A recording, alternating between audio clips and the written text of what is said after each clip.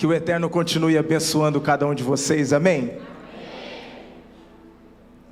Eu sou suspeito em falar da Nicole, de seu ministério, porque esses dias eles chegaram de uma turnê da Europa, aí eles foram lá ministrar na nossa igreja. Eu falei para minha esposa assim, ó, prepara, pode colocar as cadeiras reserva que hoje a igreja vai lotar. Ela falou assim, que convicção é essa? Eu falei, pode colocar. Dito e feito. Eu estou achando, a Nicole está indo mais vezes lá na igreja do que eu. Eu com essas minhas viagens, eu estou parecendo mais visitante na igreja lá. Mas glória a Deus, estou muito feliz que eles estão aí. Cadê o Dani? Dani já escapou? Uai, Dani. Me ajuda a pregar, vaso. Você já burlou com os meus planos na gravação do DVD que você fez? Enfim, está perdoado. Queridos, então virá o fim. Hoje eu tive uma surpresa, eu perguntei para minha irmã. Vou te entregar. Não querendo expor a minha irmã, mas já expondo. Eu falei assim, Tata, eu estou aqui pensando, deixa eu te perguntar, você já me viu ministrar? Ela, nunca. Então hoje é a primeira vez que ela vai me ver pregando. Olha que privilégio. Tata, deixa eu falar. O Espírito de Deus vai falar com você. Apenas abre o teu coração. Esqueça a figura do teu irmão. Veja apenas o Espírito Santo que usa a boca do teu irmão. A partir de agora, eu sou um ministro do Evangelho na tua vida. Amém? Glória a Deus, irmãos.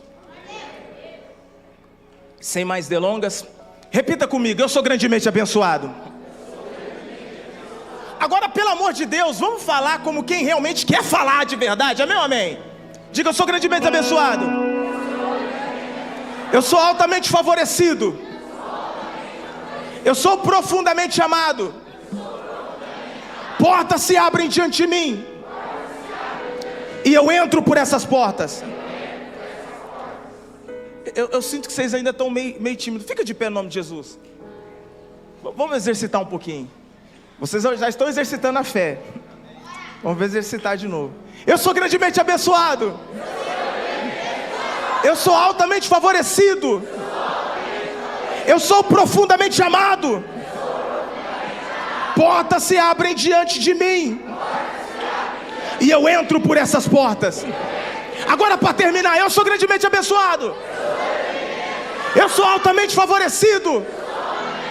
Eu sou profundamente amado. Portas se abrem diante de mim. E eu entro por essas portas.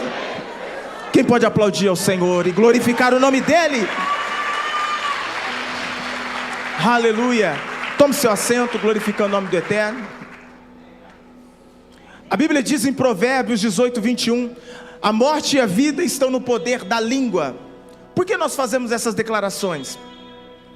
Para que venhamos profetizar sobre as nossas vidas, sobre o ambiente que nós estamos e vivemos, e mudarmos a realidade em que encontramos. Quantos estão crendo nesta palavra? Diga amém. Todas essas declarações proféticas, todas essas frases têm base bíblica, mas não vou falar aqui agora porque nós estamos numa conferência específica. E então virá o fim. Quantos estão esperando a volta de Jesus? Vocês estão aguardando a volta de Jesus aí? Os juniores estão esperando a volta de Jesus? Irmãos, eu todo santo dia eu espero que Ele venha me buscar. Para você ter uma ideia, eu sei que muitos vão falar sobre escatologia baseado nos fatos que estão acontecendo no mundo, baseado nas guerras, nas tribulações, porque o próprio Cristo disse que haveria guerras, rumores de guerra, mas Ele também disse que ainda não era o fim, era apenas o princípio das dores. Mas existe algo na Bíblia que Jesus, em Mateus, Ele vai dizer: quando nós vemos as flores desabrochar, os frutos aparecer, ele diz: vocês sabem a estação que vocês estão. Quando as folhas caem, vocês sabem que é inverno. O que significa que vocês identificam a estação que está no momento. Ele diz: assim também será a vinda do Filho do Homem.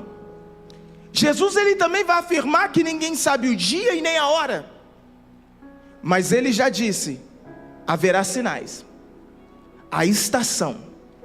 E quando falamos de estação, precisamos, como igreja de Cristo, no Espírito Santo, baseado no Espírito Santo, olhar a estação que nós estamos vivendo enquanto vida e identificarmos: é agora, pastor, é agora, é nessa estação, é nesse momento. Então, pela estação e pelo Espírito da revelação, nós discernimos o tempo da vinda de Cristo. Para vocês terem uma ideia, nós estamos no ano 2025, no calendário bíblico, que é diferente do calendário gregoriano, nós estamos no ano 5.785. E a partir do dia 22 de setembro agora, a gente muda o calendário bíblico para 5.786, Tavshin Pevav. E quando nós falamos o ano em hebraico, ele comunica muitas coisas proféticas. O que significa? Que o Eterno está comunicando o que Ele vai fazer na terra neste ano. Como você consegue entender? Diga amém. Pastor, baseado no que você está dizendo isso? Muito simples. Gênesis capítulo de número 1, verso de número 14. Abre aí, por gentileza.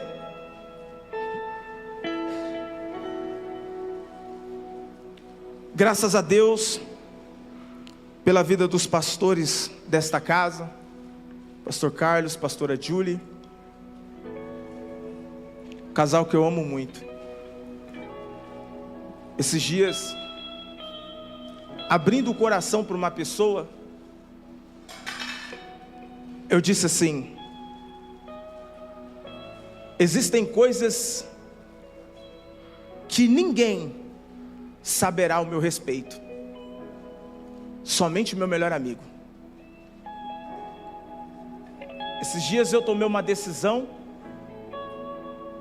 não comuniquei ninguém. Ele vai ser a primeira pessoa e a única pessoa que vai saber, porque há um princípio bíblico que nós entendemos, que quem tem amigos de verdade não morre paralítico.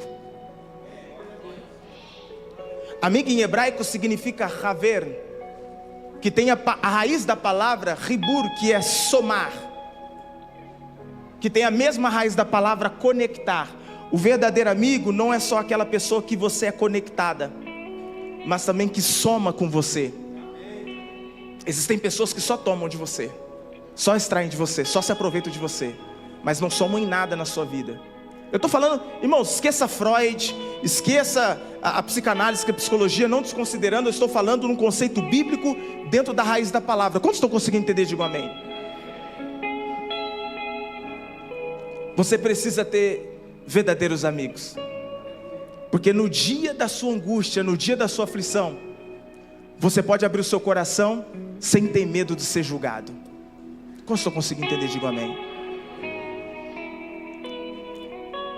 E Gênesis capítulo 1, verso 14 diz: e disse Deus, eu estou lendo na CF: haja luminares na expansão dos céus. Então o Eterno no quarto dia vai dar um comando: haja luminares na expansão dos céus. Para quê? Qual o objetivo? Para haver separação entre o dia e a noite. E sejam eles para sinais, para tempos determinados e para dias e anos. Então o Eterno está explicando o motivo pelo qual Ele está criando os luminares. E o motivo, Tata, que Ele está criando os luminares é para separar o dia e a noite, segundo objetivo; para sinais, terceiro objetivo; para tempos determinados, quarto objetivo; para dias e anos. Sinais, a palavra hebraica é otot, que significa um símbolo que carrega uma mensagem.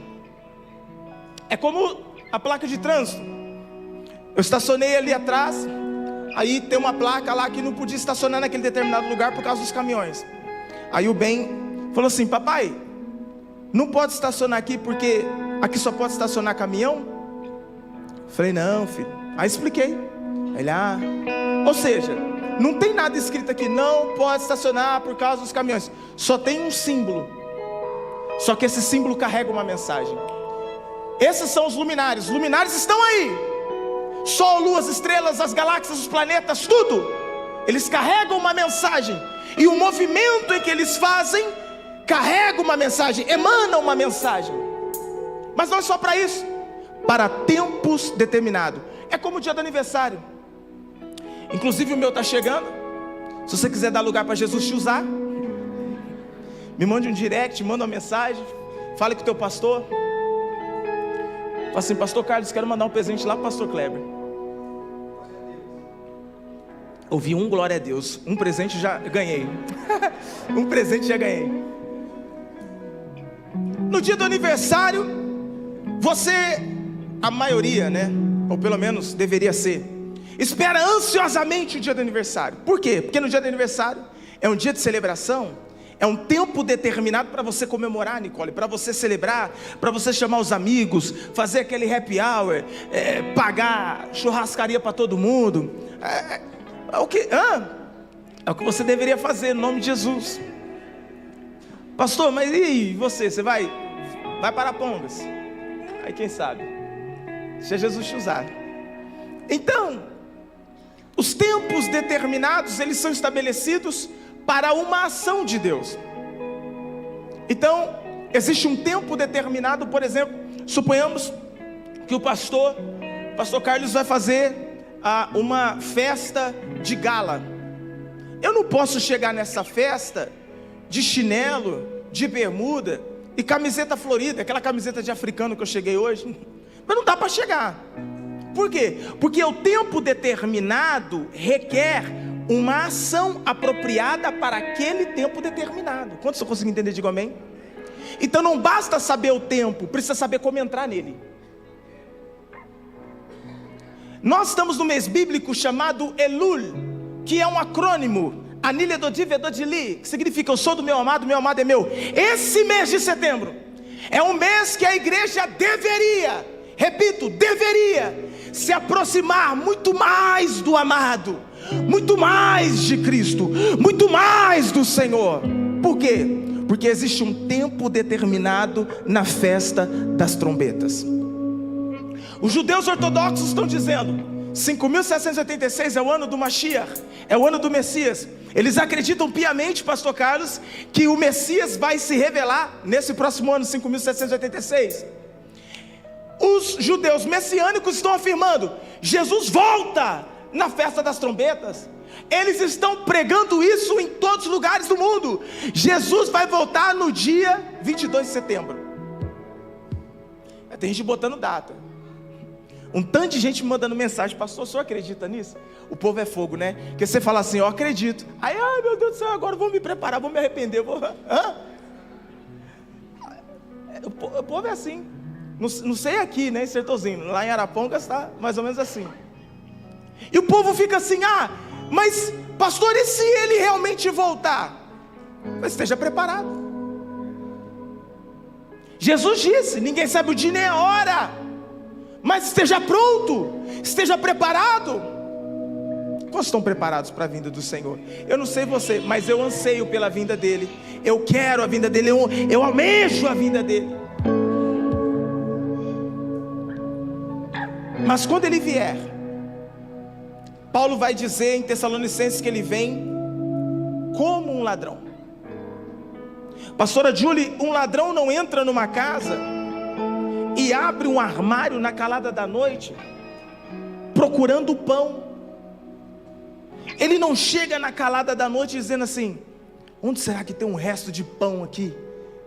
Preciso pegar um pão, vou pegar os animais aqui, os pets. Tem uns cachorrinhos que tá valendo o preço de carro, né? Agora se for lá em casa, né, bem, tudo que vai encontrar é um sapo e uma calopsita.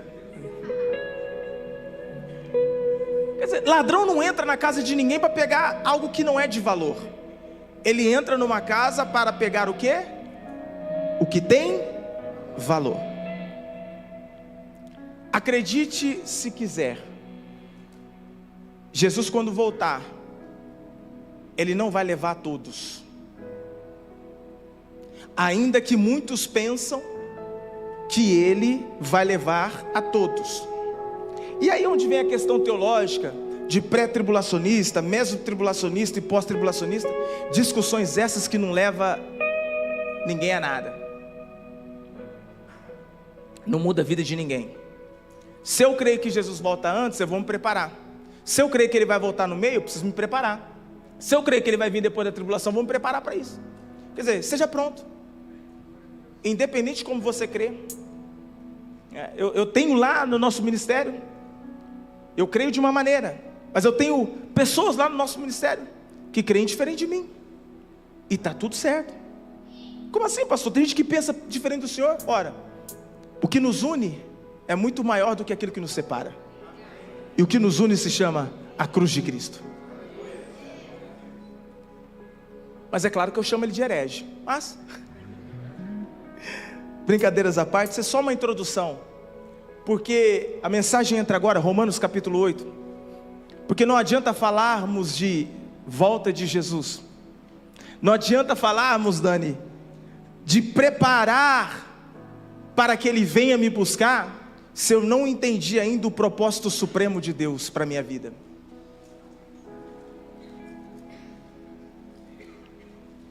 Eu espero a volta de Jesus. O que você está fazendo para que Ele volte?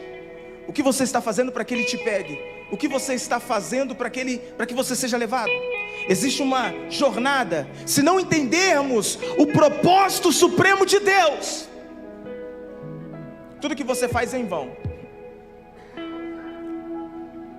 Eu quero fazer uma pergunta, e óbvio que você vai responder para você mesmo, porque perguntas são mais importantes que as respostas.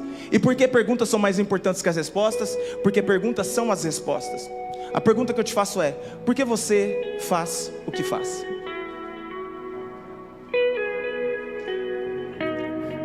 Por que você vem ao culto? Lembrando que a sua resposta precisa ser baseada na Bíblia. Caso contrário, é apenas religião. Religião, o máximo que ela pode proporcionar para você é mudança de comportamento. Mas a proposta do Evangelho não é mudança de comportamento. A proposta do Evangelho é transformação. Todos os dias nós somos transformados de glória em glória. Por que você vem à igreja? Por que você canta? Por que você dizima? Por que você oferta? Por que nós cantamos, Nicole? Por que nós tocamos? Por que nós nos reunimos como igreja? Por que fazemos o que fazemos? Entenda que se não entendermos biblicamente por que fazemos o que fazemos é apenas religiosidade. Eu preciso que você entenda isso de uma vez por todas. Se você não tem clareza bíblica do porquê você faz o que você faz é apenas religião. E no máximo a religião vai mudar o seu comportamento, mas não vai gerar uma transformação. Mudança de comportamento é o ex-adicto, o ex-beberrão. Ele para de beber, mas quando ouve uma latinha, a boca dele chega a aguar. Quando ele sente o cheiro da caninha. Esses dias eu estava numa visita, um irmão começou a falar comigo. Ele falou: faz tantos anos que eu parei de beber, pastor. Aí ele diz assim, mas quando eu olho a caninha, quando eu sinto o cheiro. Aí ele me falando, a boca dele começou a aguar, babar assim. Falou: pastor, me perdoa. Eu falei: varão, você só mudou de comportamento, mas o Evangelho ainda não te transformou. Porque mudar o comportamento foi o que você acreditou que era o suficiente, mas essa nunca foi a proposta do Evangelho. Como estou conseguindo entender? Por que fazemos o que... Por que estamos nessa conferência, pastor Carlos? Por que estamos aqui? Por que nós oramos? Por que você ora? Por que nós jejuamos? Se as respostas não estiverem firmadas nas Escrituras Sagradas, o que você faz é pura religião. Romanos 8, verso 28.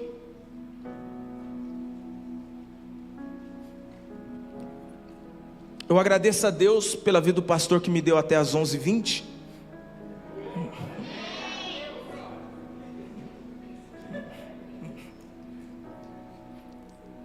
Uns glória a Deus meio fraco.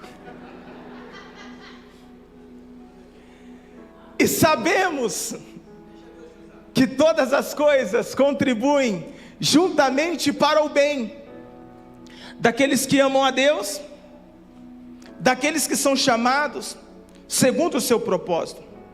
Porque os que dantes conheceu, também os predestinou para serem, diga, para serem, olha que poderoso, conformes à imagem de seu Filho.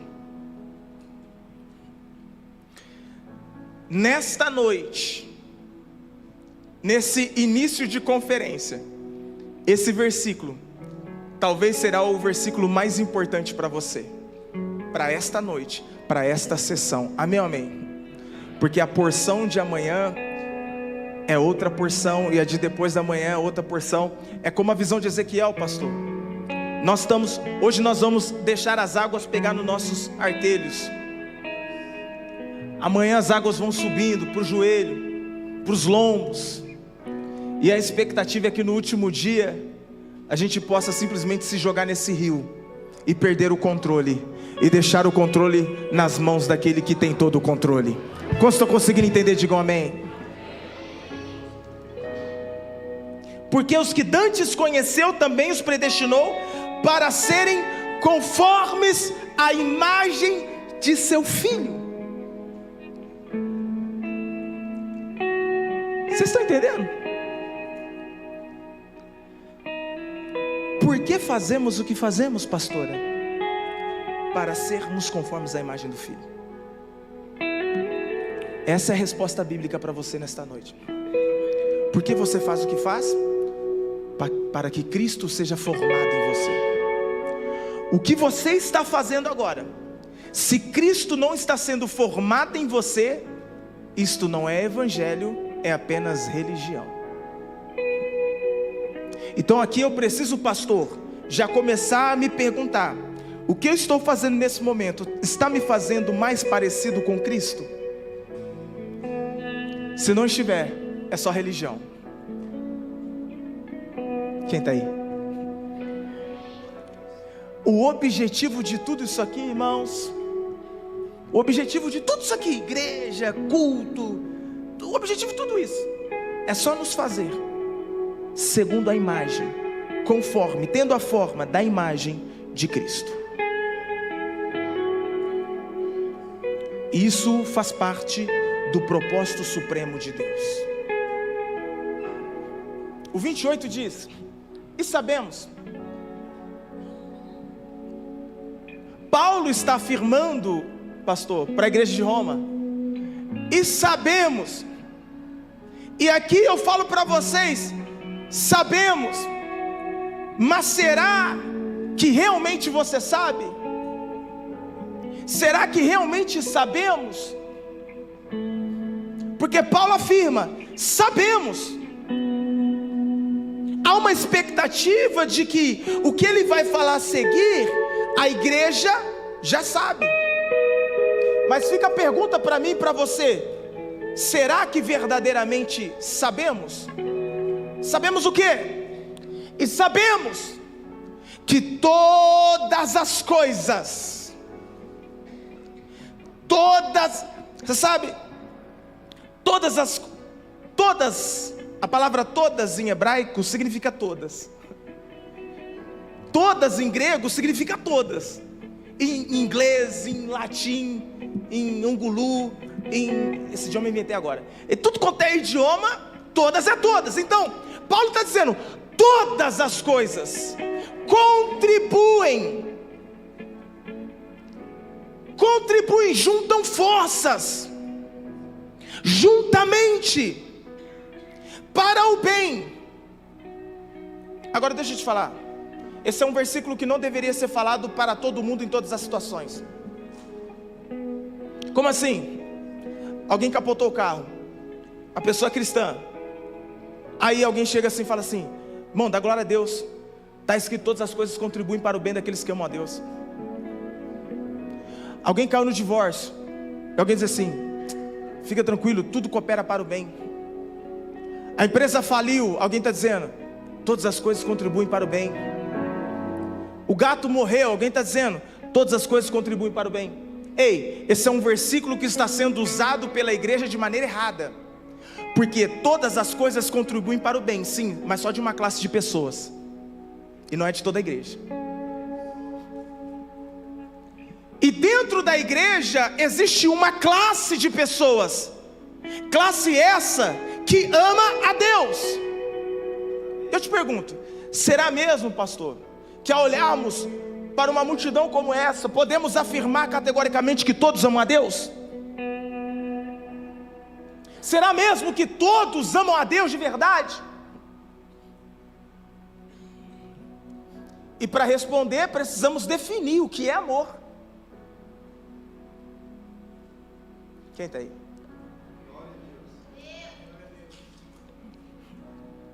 Cara, realmente aqui está muito seco, né, mano?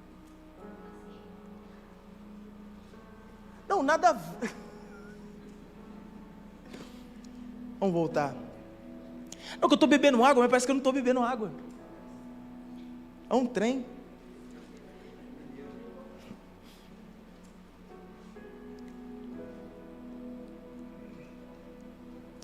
Me perdi. Nem todo mundo ama a Deus. Quem está aí, diga amém. O que é amor? João define a palavra amor para nós no capítulo 3, verso 16. Porque Deus amou o mundo de tal maneira que deu. A definição bíblica de amor está baseada no dar. Se eu falar para minha mãe: mãe eu te amo, mãe eu te amo, mãe eu te amo, mãe eu te amo, vai ficar só na palavra? Se eu não me dou a ela, se eu não faço nada sacrificial por ela, são só palavras. O verdadeiro amor está baseado no dar. E até, pastor, a palavra na língua hebraica vai mostrar isso. A palavra é havá, a raiz da palavra havá é hav, que significa dar. Então, a Bíblia define a palavra amor. A etimologia da palavra define o significado dela. E sabemos o quê? Que todas as coisas, não são muitas, não são algumas, são todas. Todas as coisas, o quê? Juntam forças, contribuem, cooperam juntamente para o bem de apenas uma classe de pessoas no meio da igreja, classe essa que ama a Deus. Então, se você ama a Deus, tudo o que aconteceu com você, seja bom ou ruim, foi para o teu bem. Pastor, mas você não entende o que eu passei, você não está entendendo, você não sabe o vale que eu passei. Deixa eu te falar, você ama a Deus? Se você de fato ama a Deus, o que aconteceu com você contribuiu para o teu bem. Agora, se você não ama a Deus, foi apenas coisa ruim, não te acrescentou em nada, só tristeza. Porque diz o texto que sabemos, e agora sabemos, que todas as coisas contribuem juntamente para o bem daqueles que amam a Deus. E consequentemente, pastora, aqueles que amam a Deus, eles têm algo muito peculiar neles. Como assim?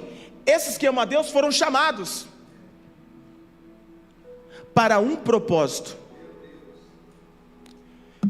Daqueles que são chamados segundo o seu propósito. O propósito não é nosso, o propósito é de Deus. O propósito é de Deus, não é meu nem é teu. O propósito é de Deus. Agora deixa eu te falar. Quem não ama a Deus, Nicole, nunca vai se submeter ao supremo propósito. Quem não ama a Deus nunca vai se submeter ao seu propósito. Vou falar algo bem delicado. Hoje é mais fácil, segundo os estudos, identificar pessoas na igreja que têm dificuldade de submeter ao propósito de Deus. Geralmente, as pessoas que têm mais dificuldades de submeter ao propósito de Deus são pessoas cuja percepção de paternidade é equivocada. Porque o propósito é de Deus e esse Deus, ele é pai. Perceba que na igreja, e aqui eu quero falar para a liderança, as pessoas que dão mais trabalho para o pastor são pessoas cuja paternidade não está bem definida para elas mesmas. É simples. Se ele tem problema com o pai biológico, ele vai dar problema para o pastor. Por quê? O pastor simboliza uma pessoa de autoridade. Pastor parece com o pai, dá ordem, dá direção, dá comando. Pronto, vou dar problema. Se a sua ideia de paternidade não for ressignificada, acredite, você vai ser um problema na igreja. Porque todas as vezes que for dada uma direção que esteja alinhada ao supremo propósito, você vai ter que se alinhar ao propósito daquele que te chamou, e aquele que te chamou é pai. Quem está aí, diga amém.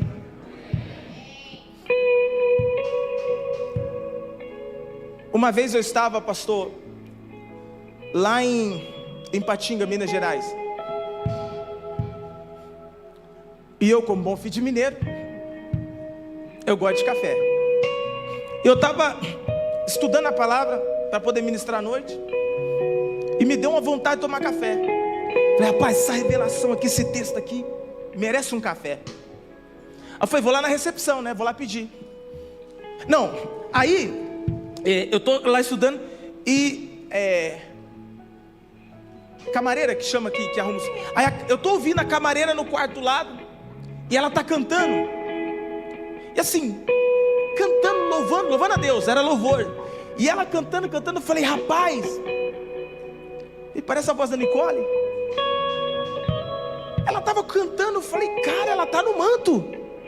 Falei, rapaz, daqui a pouquinho Deus vai tomar essa mulher aí. Aí eu falei, vou tomar um café. Quando eu falei, vou tomar um café, ela bate na minha porta. Aí eu abro e ela, pois não? Ela, quer arrumação no quarto? Eu falei, olha, eu cheguei hoje, não tem nada para arrumar não, só trocar a toalha. Faz o seguinte, eu vou lá na recepção pegar um café, aí você pode entrar e trocar. Aí beleza, saí. Aí fui era um hotel que tem 2 torres, fui na outra torre. Então peguei o café, voltei. Ela estava saindo do quarto. Quando ela estava saindo do quarto, eu falei, oxe, que troca de toalha mais demorada. Porque fui lá na outra torre, pedi o café, peguei o café, voltei. Quando eu passei por ela, o Espírito Santo falou comigo, volta e fala com ela. Eu voltei e falei, moça, qual é o seu nome? Ela falou o nome dela. Eu falei assim, ó, você louva a Deus muito bem, mas sabe por que Deus não está te usando nos altares dessa nação? Porque você ainda não liberou perdão para o teu pai. Ela caiu no choro no corredor do hotel. Eu falei assim, teu pai ainda é vivo? Ela disse assim, ó, infelizmente. Eu falei, pois é, porque eu tive uma visão agora. Muitas coisas retidas na tua cabeça, que você só não está vivendo, porque você ainda não liberou perdão para o teu pai. Quando você sair daqui, vai na casa do teu pai, liga para ele, mas faz alguma coisa e libera perdão para ele. Eu virei as costas e entrei. E ela continuou chorando no corredor do hotel. A questão de paternidade é muito profunda, é muito poderosa. Um dia eu fui dar seminário sobre honra. Eu estudando, preparando o seminário, pastor, alguns anos atrás. Eu estudando o seminário sobre honra, eu li o texto de Isaac, quando Isaac fala para Jacó assim, ó, te dê Deus do orvalho dos céus e das gorduras da terra, e abundância de trigo e de mosto na terra dos viventes. Quando eu li esse texto de Gênesis, aquele pulou no meu coração. Falei, meu Deus, eu preciso de uma palavra liberada do meu pai. Foi quando eu entrei em contato com a minha mãe. Falei, mãe, precisamos conversar, que eu não conheci meu pai. E aí a gente conversou. Minha mãe organizou, foi a minha assessora para me encontrar com meu pai. Vim para Sertãozinho com esse objetivo de falar com meu pai. O Ben ainda tinha um aninho. Acho que tinha um aninho. E aí fui me encontrar com meu pai no bar, no boteco. Quando eu cheguei lá, ele falou assim, a gente já tinha tido uma conversa prévia, né? Aí eu cheguei para conversar. Aí eu falei assim, ele falou assim, quer tomar uma pinga, uma cerveja? Fica à vontade, por minha conta. Falei, rapaz, se eu te contar. Sentei, a gente conversou. Aí eu ouvi o lado dele, ouvi a versão dele. E aí eu disse assim, eu estou vivendo um momento na minha vida que eu só posso desfrutar na plenitude se houver uma palavra saindo da sua boca, como o meu pai. Ele falou, rapaz, eu não entendo dessa coisa de igreja não, minha igreja é isso aqui, ó, bar, boteco. Falou desse jeito. Quando ele conheceu o Ben, pegou o Ben no colo e falou assim, ei, netinho do vovô, vou te levar para conhecer uns bar. Falei, vai não, tá repreendido. Eu te repreendo. Eu já estava desonrando o homem. Eu falei, te repreendo, você vai lá. E aí, eu falei assim, eu vou falar e você só repete. E aí, liguei para minha mãe, aí a gente se encontrou lá na Cremoso. Aí foi a primeira vez na minha vida que eu vi minha mãe e meu pai junto. Aí eu falei assim, vocês vão dar a mão? Bom, eu tive que ensinar ato profético, irmão. Quem está aí, diga aí. É assim, o B.O. estava comigo, eu tive que resolver. Eu falei, vocês vão dar a mão, vocês vão dar a mão em mim, pôr a mão em mim, vocês vão liberar uma palavra. Depois daquele dia, o meu ministério se tornou outro. A minha vida se tornou outra. Aí você fala, mas pastor, não faz sentido, o seu pai não tinha acabado de tomar cachaça? Mas te falar, uma palavra liberada de um pai, uma palavra liberada de uma mãe, você não tem noção de onde as flechas vão atingir, porque diz o texto bíblico que os filhos são herança do pai, e bem-aventurado aquele que tem a sua aljava cheia delas.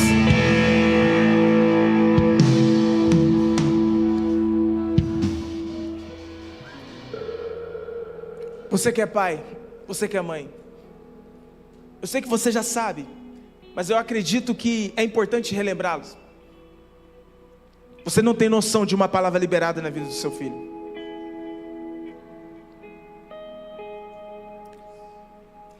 Todos os dias eu falo para os meus meninos, vocês vão mais longe do que eu.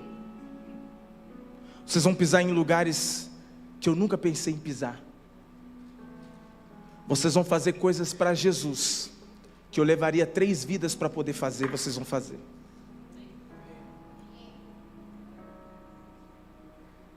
Vocês estão conseguindo entender? Se o que fazemos é para sermos conformes à imagem de Cristo, aí tem uma outra pergunta que precisamos nos fazer biblicamente. Por que precisamos nos tornar a imagem de Cristo? Meu Deus, por que precisamos ser conformes, nos tornar a imagem de Cristo? Vocês estão comigo ainda? Vamos continuar estudando? Ou vocês já estão cansados? Bom, vocês estão numa conferência. Você sabe, a palavra conferência vem de conferir. Então nós estamos em um ambiente em que você vai conferir na Bíblia se o que eu estou falando é verdade ou não. O que vai garantir para você que eu não sou um falso profeta é o livro que você segura na tua mão. Quem daí? Por isso, as conferências são de suma e extrema importância. João capítulo 1. Agora que eu acabei a introdução, agora não pregar mesmo. Agora é o sermão. João. Gente, vocês sabem que aqui, quem aqui não me conhecia? Tipo assim, pastor, nunca te vi nem mais preto nem mais branco. Alguns ainda que estão em pecado. Dá tempo de se arrepender. Ô, gente, quem é já das antigas sabe que aqui é minha igreja, onde eu congrego aqui em Sertãozinho.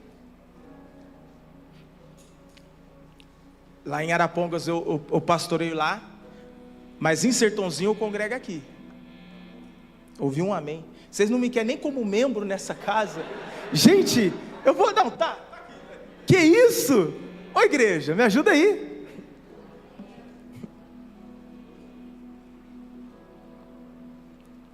Ei, pastor, nem como membro. João 1, verso 18.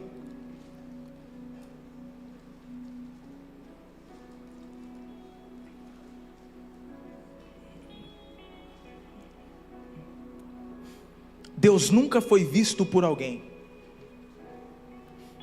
O Filho unigênito, que está no seio do Pai, esse o revelou.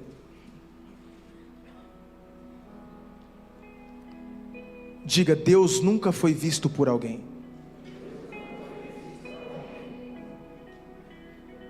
E por que Deus nunca foi visto por alguém?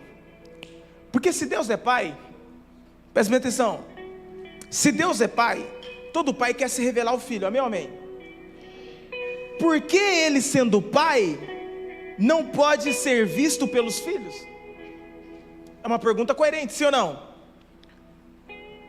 Deus nunca foi visto por alguém. E existe um motivo pelo qual Deus nunca foi visto por alguém. Êxodo, capítulo 33.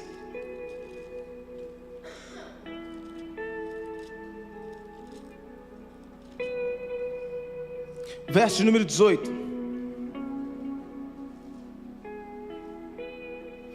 Então ele disse: rogo-te que me mostres a tua glória.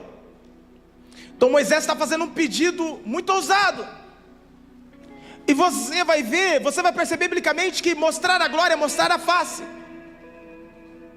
Esse pedido, Tata, mostra-me a tua glória. Moisés na verdade está dizendo, mostra-me a tua face.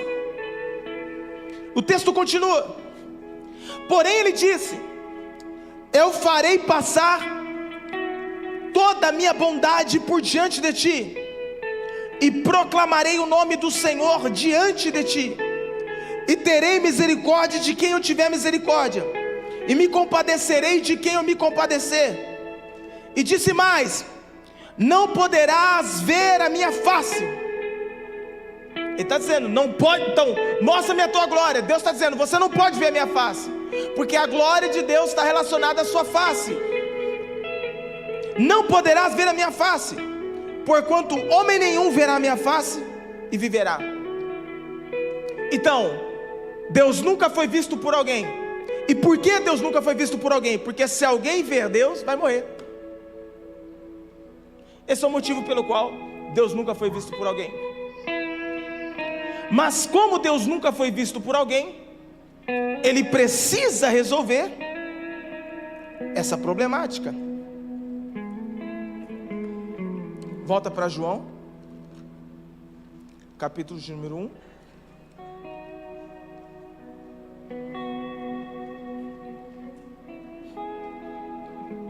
Deus nunca, verso 18, Deus nunca foi visto por alguém. O Filho unigênito, que está no seio do Pai, esse o revelou. 1 Timóteo 6, 16.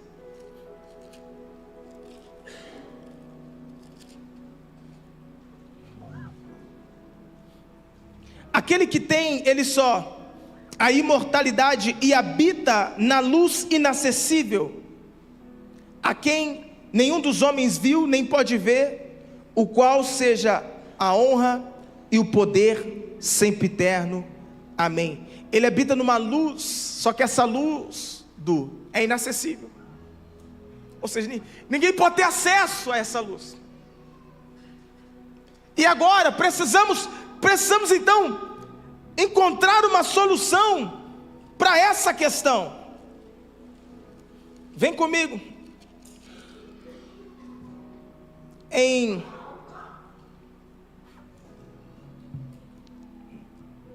Segunda Coríntios capítulo 4,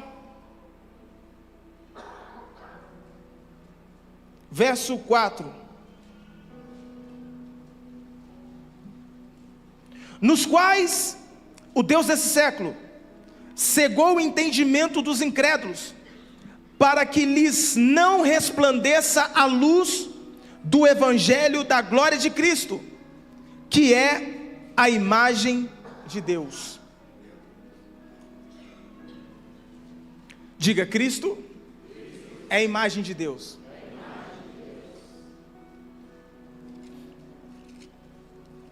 Vamos para Colossenses.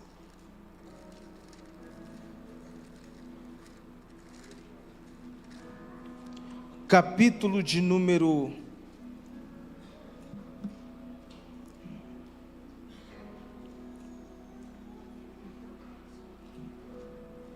Cadê? Capítulo de número 1, verso 13.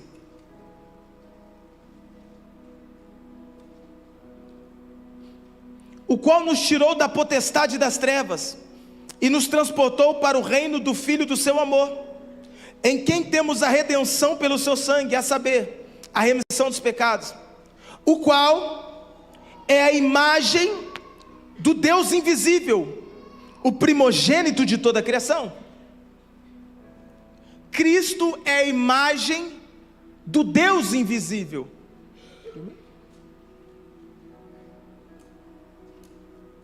Não aguentou, não?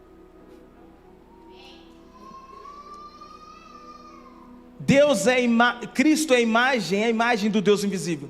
Então, Deus nunca foi visto por alguém, mas Cristo, que está no seio do Pai, esse o revelou. Vocês estão aí? Eu vou falar algo que talvez pode te soar estranho.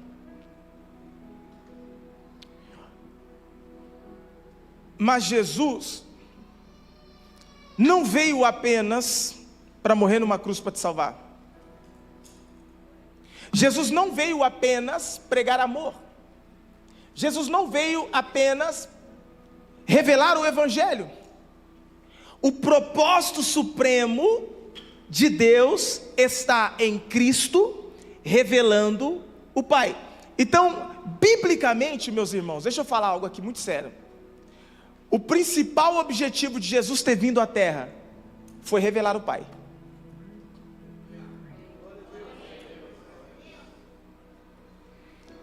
E ele fez assim, numa morte e morte de cruz.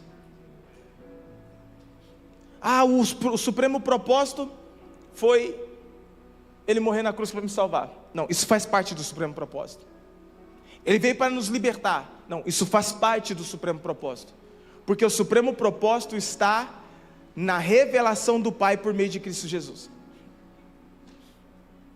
Em Cambridge, muitos anos atrás, tinha uma universidade, a Universidade de Cambridge, tinha um curso de teologia, um dos mais renomados do mundo. E nesse curso de teologia, tinha um professor, e era um dos teólogos mais requisitados no mundo, palestrava no mundo todo, um grande doutor em teologia. Todo mundo que entrava no curso de teologia em Cambridge, eles ansiavam chegar no último ano. Eu quero chegar no quarto ano para ter aula com esse professor. Então todo mundo já chegava no curso de teologia querendo ter aula com esse professor. Um dia o professor combinou com a universidade e fazer um aulão com todas as turmas, desde o primeiro ano até o quarto ano. Todo mundo aquela expectativa, vamos ter aula com ele. De repente todo mundo chega no auditório, tinha uma mesa, uma bíblia do professor, e tinha uma folha sulfite, com um desenho. Esse desenho, ele tinha uma folha sulfite só. Aí aquela converseira, todo mundo, aquela animação, Aí o professor chega, aí todo mundo fica em silêncio. O professor chegou, momento mais esperado. Ele pega essa folha sulfite, pega a caneta, desenha um círculo, um risco e outro círculo. Aí pega a folha, mostra e pergunta: o que é isso? O que vocês veem?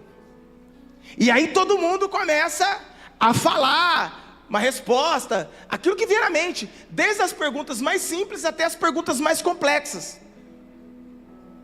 Aí todo mundo falando, do círculo, do risco, Aí o professor fala assim: vocês estão todos errados, porque vocês estão desconsiderando o mais importante. Quando vocês chegaram aqui, a folha já estava. Sabe qual é o problema? É queremos entender o propósito da nossa vida desconsiderando aquele que deu o propósito. Você nunca vai entender o propósito da sua vida se você não entender aquele que te deu o propósito. Por isso nós vemos igrejas cheias de gente, mas de pessoas vazias, buscando dia após dia um sentido para viver, porque desconsiderou a folha que já estava na mesa quando chegou em cena. Quando nós abrimos a Bíblia, a gente vai ler os evangelhos e a gente foca na história de Jesus. Então a gente foca o supremo propósito no ministério, na pessoa de Jesus, desconsiderando aquele que já estava em cena antes de Jesus ser enviado à terra. Quem está conseguindo entender? Vamos para João, capítulo 14. Eu já estou encerrando.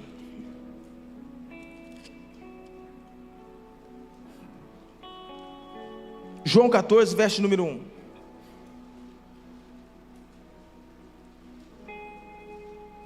Não se turbe o vosso coração, credes em Deus, crede também em mim.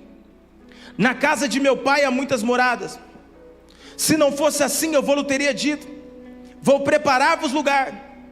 E quando eu for e vos preparar lugar, virei outra vez e vos levarei para mim mesmo, para que onde eu estiver, estejais vós também. Aí presta atenção no versículo 4, Jesus vai fazer uma afirmação: mesmo vós sabeis para onde eu vou e conheceis o caminho. Só que naquele grupo tinha um sincerão, que era Tomé. É igual quando a gente fala assim, vocês estão entendendo? Aí todo mundo amém. Mas às vezes tem um monte de gente que falou amém, mas não está entendendo nada. Vocês estão entendendo? Sim. Mas quem é sincero mesmo, rapaz, falou, não está entendendo nada. Estou mais perdido que segue em tiroteio. E aí Jesus está falando, vocês sabem para onde eu vou, vocês conhecem o caminho. Eu fico imaginando, lembrei do William. Posso eu imaginar? De fato, posso eu imaginar? Todo mundo, Jesus falando assim, vocês conhecem o caminho? Todo mundo, amém. Aí Tomé olhando para a cara deles, rapaz, ninguém entende nada. Como nós sabemos? Não sabemos, ninguém sabe nada não. Aí fala, Jesus, vocês estão falando amém aqui, mas ninguém está entendendo nada não. Eu não sei, nós não sabemos para onde você vai. Como assim? Aí ele diz, Tomé, Senhor, não sabemos para onde vais e como podemos saber o caminho? Jesus disse, eu sou o caminho e a verdade e a vida. Ninguém.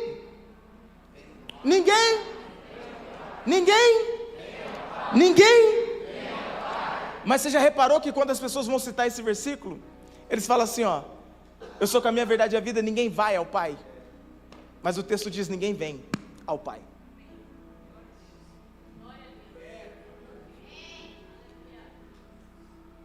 Quem está entendendo?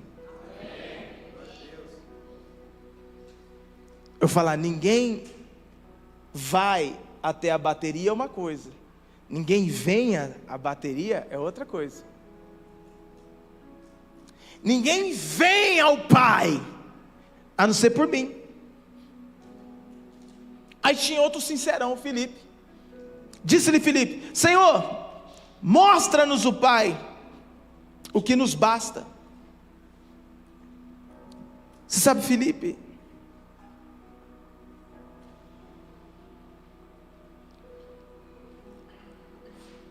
está...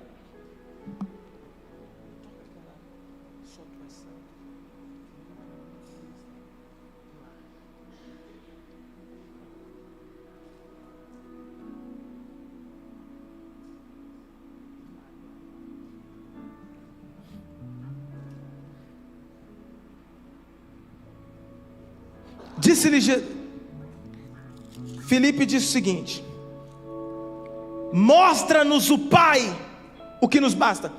Felipe está explicando que alguém que tem revelação do Pai não precisa de mais nada nessa vida. Felipe está dizendo: nos revela o Pai, isso nos basta. Nos explicando que Jesus é suficiente. Quem está aí?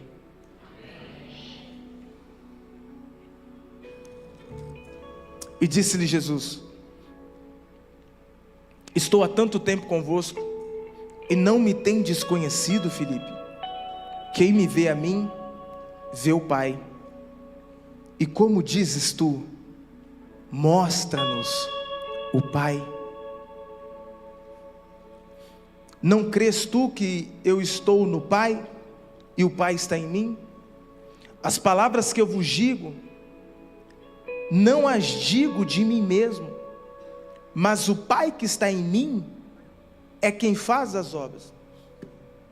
Jesus está falando assim, ó, todas as parábolas que eu preguei até agora, nenhuma delas nasceu do meu coração.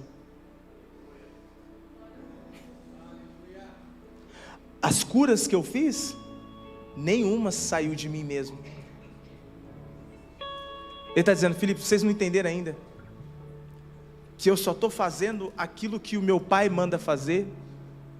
Eu só falo as palavras do meu Pai. Filipe, você não entendeu que tudo que eu estou pregando para vocês não sou eu que estou pregando, mas é o Pai através de mim, porque ninguém pode ver o Pai, mas eu só vim para revelá-lo?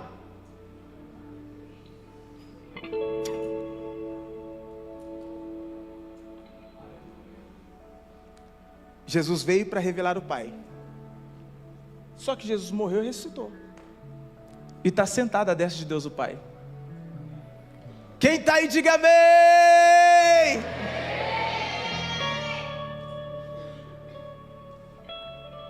E agora, quem vai revelar a Cristo? Cristo veio para revelar o Pai. Cristo agora está à destra do Pai. E agora, quem fica para revelar o Cristo?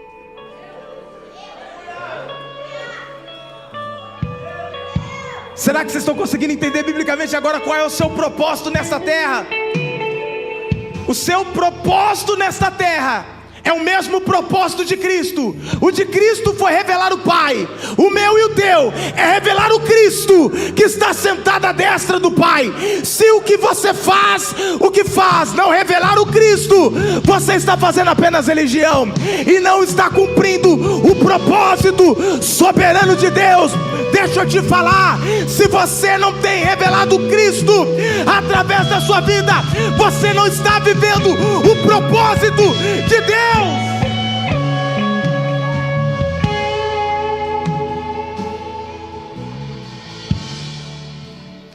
Então, pastor, agora eu consigo entender. Eu não dizimo para ajudar a igreja. Eu dizimo por um princípio, porque esse princípio me deixa mais parecido com Cristo, porque Cristo não está mais na terra, então eu preciso revelar esse Cristo na terra. Então eu faço o que faço para ser conforme a imagem do Cristo, porque esse é o meu propósito na terra, revelar o Cristo que não está mais aqui.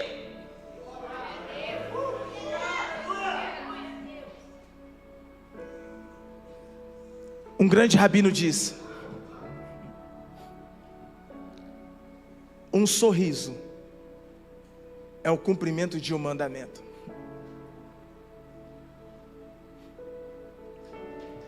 Eu vivi situações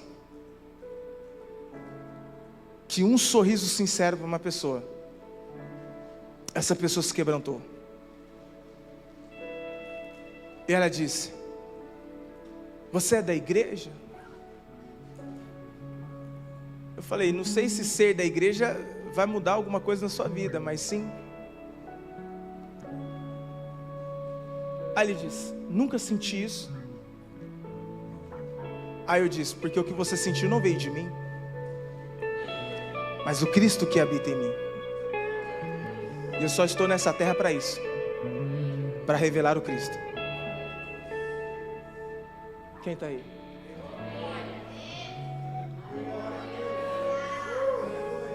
Quantos creem que Ele é santo? Quantos creem que Ele é santo? E não há outro como tu, não há outro como tu, e não há outro como tu, não há outro como Jesus, só tu és santo,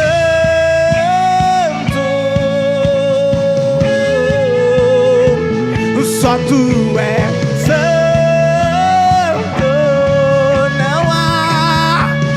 Não há outro como tu, não há outro como tu, não há outro como tu, não há outro como Jesus. Tudo está preto. Vamos a casa também. Tu és o único motivo que me fez chegar. Vamos! Os filhos já estão chegando aqui, não é mesmo? Agora somos dois ou três ou mais. Encontro o quê? Meu coração disposto a queimar por ti. Vamos, igreja! Todos os versos e canções, ei, que eu consegui cantar, todas as vezes quebrantar. Vamos, família! Só quero te falar que teu é o reino e a glória pra sempre. Teu é o domínio e o poder. Amém, amém. Pois teu é o reino e a glória. Vamos! Pra sempre. Teu é o domínio e o poder. Amém, amém. Como um coral. Oh, meu Deus.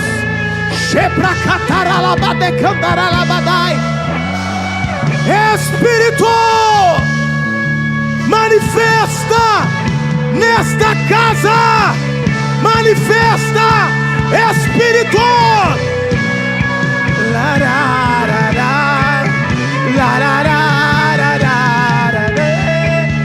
Vamos!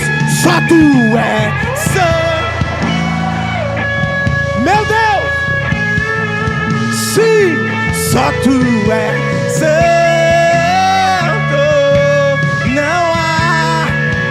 Não há outro como tu. Não há outro como tu. Não há outro como tu. Não há outro como Jesus. Só tu és santo.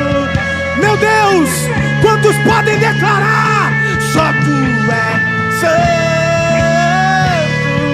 Meu Deus, não há outro como.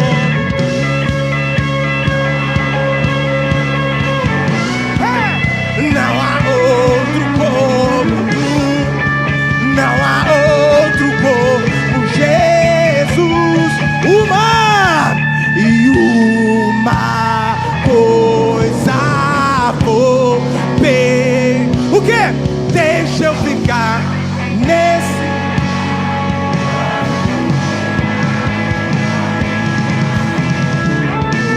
Uma coisa vou. Vamos, família! Deixa eu ficar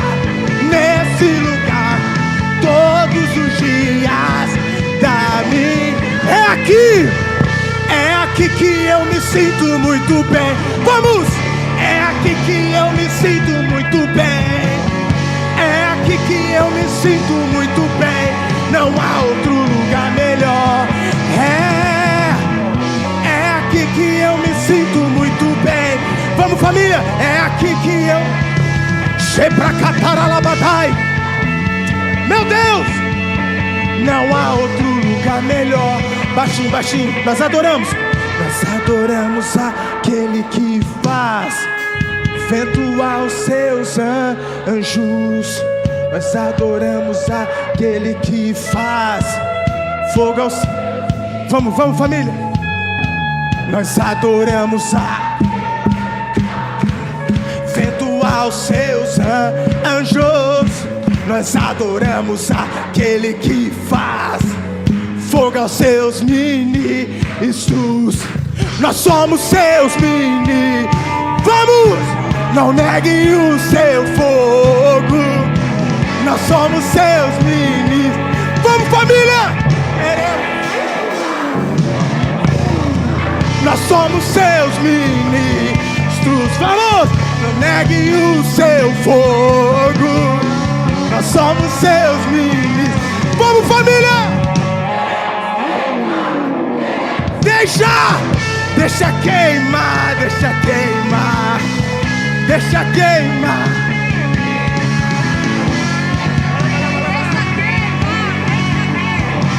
Deixa queimar, vamos, família!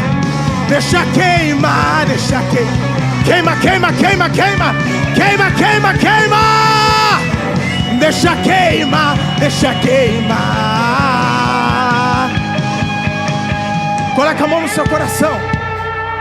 Shebrando kondaralabadai. O remando koderebache.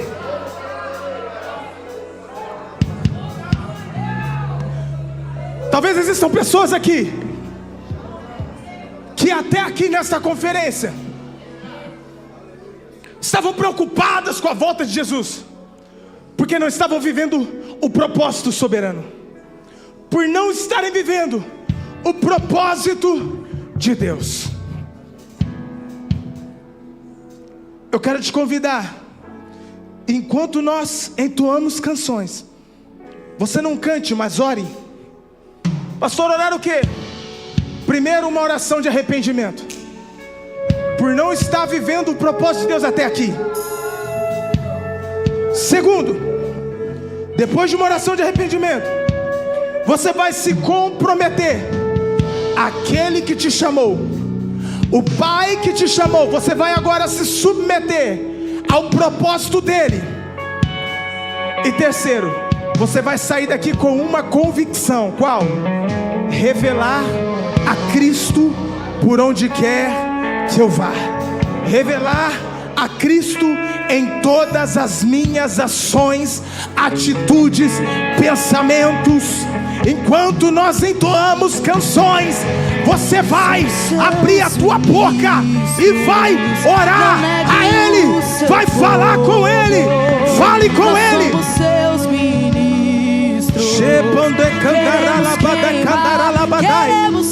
Ore, ore, ore, ore, ore. Fale com Ele.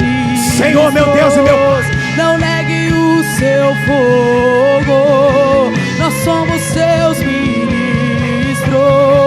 Queremos queimar, queremos queimar. Nós somos seus ministros. Não negue o seu fogo. Sim. Nós somos seus ministros. Queremos queimar, queremos queimar. Nós somos seus ministros. Fale com Ele, fale não com Ele. O seu ore a Ele, fale com Ele. Nós somos seus ministros. Só Ele pode te ajudar. Queremos queimar, só Ele pode te ajudar. Queimar, deixa queimar, deixa queimar. E deixa queimar, deixa queimar. E deixa queimar, deixa queimar. Você sabe, muita gente fica vivendo de como que um saudosismo em relação à igreja primitiva. Ah, porque temos que ser como a igreja primitiva, porque tínhamos que voltar como a igreja primitiva, porque tínhamos que ser como a igreja no tempo da reforma. Mas deixa eu te falar algo que você não entendeu. Eu disse no início sobre o rio de Deus em Ezequiel. A visão de Ezequiel é que o rio saía do templo.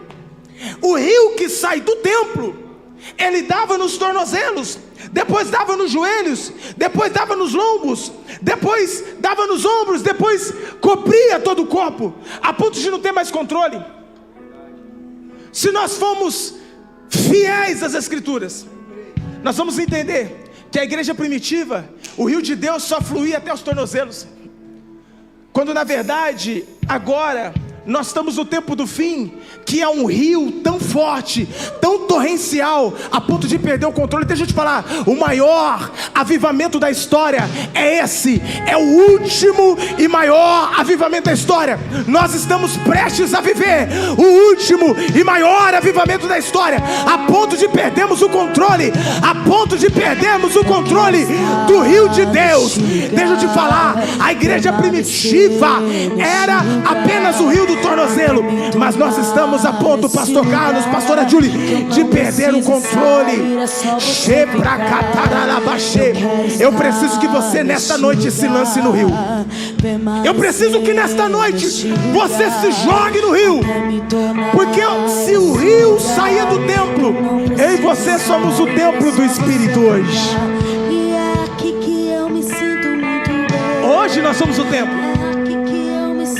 João 7 diz: quem crê em mim, como diz a Escritura, do seu interior vai fluir rio de água viva. Jesus está dizendo, o rio de Ezequiel hoje é o Espírito, mas o templo é você. O rio tem que sair de nós, mas esse rio não tem que sair de nós para dar no tornozelo, tem que sair de nós e nos levar. Quantos querem mergulhar nesse rio? Quantos querem mergulhar nesse rio? Quantos querem mergulhar nesse rio? Pelo amor de Deus, se joga nesse rio então. Nesta noite, se lance nesse rio. Pelo amor de Deus. Eu me sinto muito bem.